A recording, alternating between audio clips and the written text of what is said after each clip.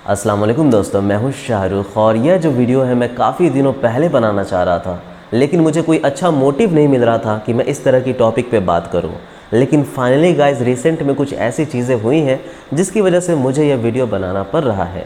तो किस टॉपिक के बारे में बात कर रहा हूँ, तो जैसा कि आप लोग जानते हैं कि आजकल जो ब्रांड्स हैं वो काफ़ी ज़्यादा क्लोजली काम करते हैं यूट्यूबर्स के साथ और ब्लॉगर्स के साथ। तो इस सिचुएशन में हमें पता ही नहीं चलता कि कौन पेड रिव्यू कर रहा है, कौन बायस्ड रिव्यू कर रहा है। और इसके लिए गाइस एस्केप गोट का इस्तेमाल किया जाता है। एस्केप गोट क्या होता है?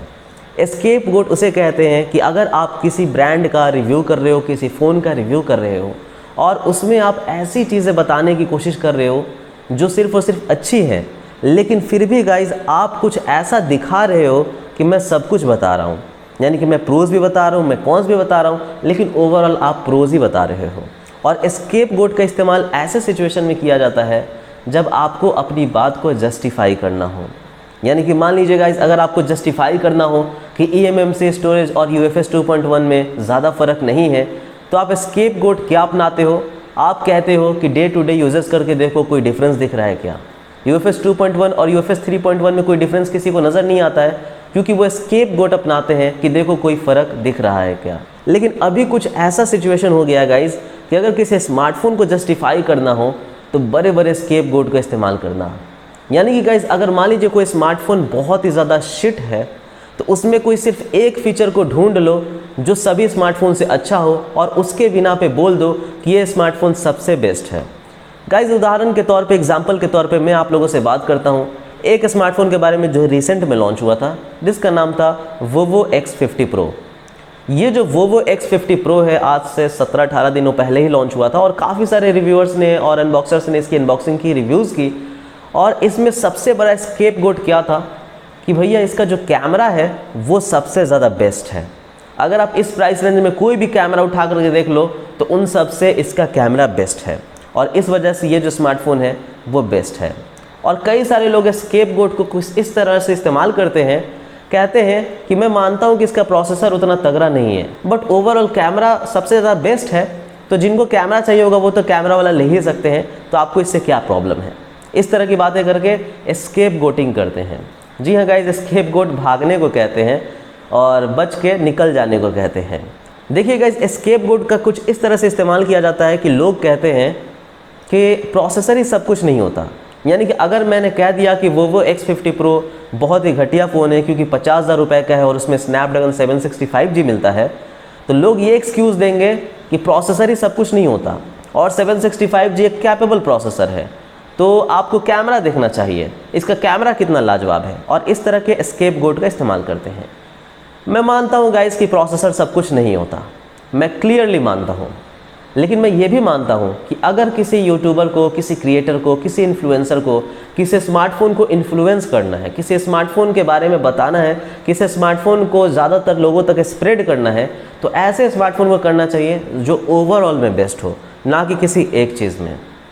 और अगर कोई स्मार्टफोन किसी एक चीज़ में बेस्ट है तो आप ये कह सकते हैं कि हाँ इसका कैमरा अच्छा है, इसका कैमरा बेस्ट है, लेकिन क्लियरली आपको ये भी बतानी पड़ेगी कि बाकी सभी चीज़ें शिट है, बिकॉज आप इस तरह से स्केप गोट का इस्तेमाल नहीं कर सकते शिटी हार्डवेयर के लिए। अब गाइस काफ़ी सारे लोग ये कहेंगे कि आजकल के ज़माने में कोई भी फ़ोन शिट होता ही नहीं है, क्योंकि जिनको जो ज़रूरत चाहिए वो चाहिए। यानी कि मान लीजिए गाइस, अगर किसी को सिर्फ और सिर्फ कैमरा वाला स्मार्टफोन चाहिए तो उसके लिए तो Vovo X50 Pro शिट नहीं है, क्योंकि उसमें गिम्बल कैमरा मिल जाता है, काफ़ी ज़बरदस्त 48 मेगापिक्सल का OIS मिल जाता है। तो काफ़ी सारे लोग कहेंगे हाँ बिल्कुल सही बात है, ये भी गाइस एक तरह का स्केप गोट है। Why this is a scapegoat? क्योंकि गाइस देखिए, ब्रांड्स और कंपनीज सिर्फ उन्हीं स्पेसिफिकेशंस को प्रमोट करती है ज़्यादा जो इन्फॉर्मेशंस, जो स्पेसिफिकेशंस उनकी मेन हाईलाइट होती है, USP होती है, यानी कि यूनिक सेलिंग पॉइंट होती है। लेकिन हम रिव्यूअर्स को, हम अनबॉक्सर्स को USP पे काम नहीं करना है। हम रिव्यूअर्स को, हम अनबॉक्सर्स को एक ओवरऑल हर स्पेसिफिकेशंस को लेकर के चलना है कि क्या चीज़ें में अच्छी हैं और क्या चीज़ें में बुरी हैं। अगर हम ब्रांड्स की तरह सिर्फ और सिर्फ USP पे कवर करने लगे तो ब्रांड्स के लॉन्च इवेंट में और हमारी अनबॉक्सिंग में कोई ज़्यादा फ़र्क रह नहीं जाएगा। ब्रांड्स की ओपिनियन में और हमारी ओपिनियन में कोई ज़्यादा फ़र्क रह नहीं जाएगा। कई बार आपने देखा होगा गाइस कि अगर कोई स्मार्टफोन लॉन्च होता है तो उसके सारे स्पेसिफिकेशंस को छोड़ के एक या दो चीज़ों को ही सिर्फ हाईलाइट किया जाता है। यानी कि किसी स्मार्टफोन में सिर्फ डिस्प्ले अच्छा है तो टेक क्रिएटर्स को पैसे दे करके कहा जाता है कि आप सिर्फ और सिर्फ डिस्प्ले के बारे में बात करना और किसी चीज़ के बारे में बात मत करना, और उस तरह से टेक क्रिएटर्स उसके डिस्प्ले के बारे में वीडियो बनाते हैं। कोई स्मार्टफोन कंपनी अपने सिक्योरिटी को लेकर के, जैसे नॉक्स सिक्योरिटी को लेकर के वीडियो बनवाना चाहती है, तो फ़ोन के लॉन्च से पहले कहती है कि सिर्फ और सिर्फ हमारे सिक्योरिटी के बारे में वीडियो बना दो, हमने ये नया फीचर लाया है, और सारे क्रिएटर्स वही काम में लग जाते हैं। इससे फ़ायदा तो होता है ब्रांड्स को काफ़ी ज़्यादा, बट ऑडियंस तक पूरी बात नहीं पहुंच पाती है कि आखिर ओवरऑल स्मार्टफोन कैसा है, और वो सिर्फ किसी एक फीचर को देख करके स्मार्टफोन बाई करने पे चले जाते हैं, किसी एक फीचर को देख करके स्मार्टफोन खरीदने पे चल जाते हैं। Back to the guys main point, USP, यानी कि जिस तरह से स्केपगोट का इस्तेमाल किया जाता है कि अगर किसी को ख़रीदना होगा कैमरा वाला फ़ोन तो वो ख़रीदा ही, उसके लिए अच्छा होगा ही। तो अगर हम लोग इस तरह के माइंडसेट को लेकर के चले और इस तरह के माइंडसेट लेकर के सोचे ना, तो फिर दुनिया में कोई भी फ़ोन रह ही नहीं जाएगा गाइज ओवर प्राइज्ड या फिर शिट। यानी कि अगर आईफोन मिल रहा है गाइज डायमंड एडिशन जिसमें हीरे लगे होते हैं 5 करोड़ में, तो उसे भी फिर हम लोग ओवर प्राइज नहीं करेंगे, क्योंकि भाई जिससे हीरा चाहिए उससे तो हीरा चाहिए ही, है कि नहीं। So this is not a way to जज ए स्मार्टफोन। अगर कल होकर के कोई स्मार्टफोन कंपनी निकाले कि हमने पूरा एकदम टाइटेनियम एलॉय वाला स्मार्टफोन निकाला है जिसका बिल्ड क्वालिटी बहुत ही अच्छा है और इसमें हमने स्नैपड्रैगन 625 पकड़ा दिया है, सो क्या हम कहेंगे नहीं जिसको टाइटेनियम एलॉय चाहिए वो तो ये स्मार्टफोन लेगा ही, बिकॉज उसको स्टडीनेस मिल रही है। बट इस तरह से काम नहीं करता टेक इंडस्ट्री। अगर आपको टेक इंडस्ट्री में अच्छी तरह से लोगों की परवाह है तो प्लीज़ एक ओवरव्यू दीजिए, एक पूरी तरह से ओवरऑल स्पेसिफिकेशंस को देख करके अपना ओपिनियन दीजिए, ना कि किसी एक फीचर का। अब back to the point guys, जहाँ पे लोग कहते हैं कि प्रोसेसर ही सब कुछ नहीं होता, और मैं इस बात को क्लियरली मानता हूँ कि प्रोसेसर ही सब कुछ नहीं होता। लेकिन क्या आपको पता है कि प्रोसेसर पे सब कुछ डिपेंड होता है। प्रोसेसर पे अगर आप कैमरा खींच रहे हैं तो उसकी पोस्ट प्रोसेसिंग भी डिपेंड होती है। प्रोसेसर पे अगर कोई एप्लीकेशन खोल रहे हैं तो उसकी स्पीड भी डिपेंड होती है। प्रोसेसर पे गाइज अगर आपकी बैटरी, अगर अच्छे से कर्नल में प्रोसेसर को ट्यून नहीं किया गया है तो आपकी बैटरी कितनी चलेगी वो भी डिपेंड होती है। प्रोसेसर पे आपका हीटिंग भी डिपेंड होता है। अगर प्रोसेसर ओवर रन करने लगे, बहुत ज़्यादा ओवरक्लॉकिंग करने लगे, तो फिर आपका डिवाइस भी काफ़ी ज़्यादा हीट हो सकता है। प्रोसेसर पे आपके नेटवर्क के सिग्नल से लेकर के गाइस आपके साउंड तक हर चीज़ डिपेंडेंट होता है। तो इसलिए मेरी प्रायोरिटी में तो #1 प्रोसेसर ही है। हाँ, लेकिन इससे मैं ये नहीं कहता हूँ कि प्रोसेसर ही सब कुछ होती है। और मैं 50,000 रुपये के फ़ोन में 765G बर्दाश्त कर सकता हूँ अगर गिम्बल जैसा कैमरा दिया जाए, बिल्कुल गाइज, लेकिन किसी और स्पेसिफिकेशंस में भी अच्छा होना चाहिए। यानी कि गाइज अगर हम कह रहे हैं कि प्रोसेसर ही सब कुछ नहीं होती है तो ये भी कहना ज़रूरी है कि प्रोसेसर के साथ कैमरा, ये दोनों चीज़ भी मिल करके सब कुछ नहीं होती है। यानी कि आपको ओवरऑल हर स्पेसिफिकेशंस देखना पड़ेगा। तो अगर ये Vivo X50 Pro के बारे में बात कर ले तो इसमें मुझे कैमरा के अलावा ऐसा कोई चीज़ नहीं देखा जो रिकमेंड करने लायक हो। यानी कि सबसे पहले तो 765G जो कि 25,000 से 30,000 के अंदर आपको मिल जाएगा, वो प्रोसेसर आपको 50,000 में दिया जा रहा है। चलो इसे मैंने बर्दाश्त कर लिया। लेकिन उसके बाद इसका जो सॉफ्टवेयर है गाइज वो भी फंटच ओएस है, जो कि one of the worst OS है, सबसे बेकार ओएस है, सबसे घटिया ओएस है टेक की इंडस्ट्री में। उसके बाद उस फ़ोन में किसी भी तरह का मेंशन भी नहीं किया हुआ है कि इसमें गोरिल्ला ग्लास है या नहीं है। आप अगर 50,000 रुपये का फ़ोन ले रहे हो और उसमें कैमरा यूएसबी है तो एटलीस्ट गोरिल्ला ग्लास पे तो ध्यान दो। मैं नहीं जानता कि इसमें गोरिल्ला ग्लास है या नहीं है, बट किसी भी तरह से इसमें मेंशन नहीं किया हुआ है। इसमें गाइस LPDDR4X रैम मिलता है, और इसमें भी लोग स्केपगोट क्या इस्तेमाल करते हैं कि LPDDR4X रैम और LPDDR5 रैम यूज़ करके देख लो, पता चल रहा है क्या डे टू डे यूजेस में। ये जो डे टू डे यूजेस है ना गाइस, ये सबसे बड़ा स्केपगोट है, मैं बता रहा हूँ। 50,000 रुपये के फ़ोन में LPDDR4X नॉट रिकमेंडेड।